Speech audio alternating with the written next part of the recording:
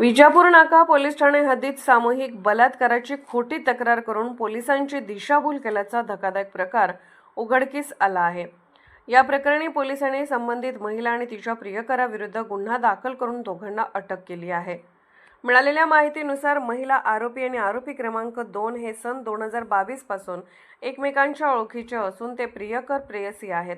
आरोपी क्रमांक 2 वर यापूर्वीही विजापूर नाका पोलीस ठाण्यात आत्महत्येस प्रवृत्त केल्याप्रकरणी तसेच माहिती तंत्रज्ञान कायद्यान्वये गुन्हा दाखल होता।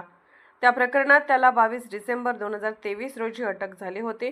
नंतर 18 सप्टेंबर 2025 रोजी उच्च न्यायालयाच्या कोल्हापूर सर्किट बेंचकडून त्याला जामीन मिळाला। मात्र या जामिनाविरोधात फिर्यादीने सर्वोच्च न्यायालयात अपील दाखल केले होते।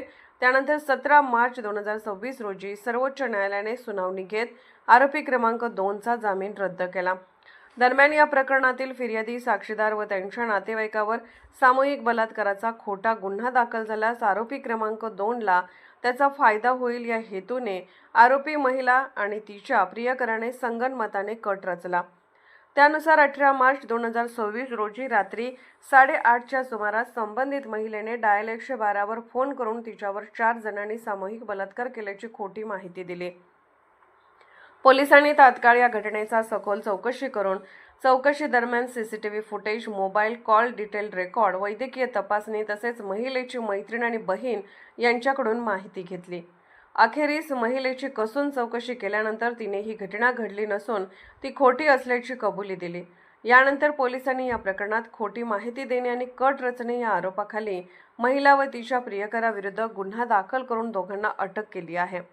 ही कारवाई पोलीस आयुक्त एम. राजकुमार, पोलीस उप-आयुक्त विजय कबाडे, पोलीस उप-आयुक्त अश्विनी पाटील आणि सहाय्यक पोलीस आयुक्त दिलीप पवार यांच्या मार्गदर्शनाखाली विजापूर नाका पोलीस ठाणे पथक, वरिष्ठ पोलीस निरीक्षक दादा गायकवाड, पोलीस निरीक्षक Sushant Varale, API Shitalkumar Gaikwad, API Savita More Patil, PSI Savita Kshirsagar, गुन्हे प्रकटीकरण पथकातील अप्पा पवार, अजय परदेशी, गणेश शिर्के, सचिन हार फुटाणे जाधव, सद्दाम अबाधिराजे, अमृत सुरवसे, कोसेगाव, समाधान मारकड, राहुल विटकर, स्वप्नील जाधव, संतोष माने राठोड साळुंकी यांनी केली आहे। 4 व्यक्तींनी सामूहिक बलात्कार केले म्हणून खोट्या घटनाचा बनाव करून 18/3/2026 रोजी पोलीस स्टेशनला येऊन एक महिलांनी फिर्याद देण्याचा प्रयत्न केला होता। त्यात DCP zone Shri Kabade, DCP crime Shrimati Patil, PI Shri Gaikwad Varale, ACP Shri Pawar यांचे पूर्ण चमूने व्यवस्थित सखोल चौकशी करून हे जे कंप्लेंट जे आहे ते खोटे आहेत आणि 2023च्या एक आत्महत्येसाठी प्रवृत्ती केलेले गुन्हे जे आहेत त्या गुन्ह्याच्या फिर्यादी आणि 3 साक्षीदारांवर दबाव आणण्यासाठी हे खोटे घटनेचा बनाव करून आलेले असा निष्पन्न करून घेऊन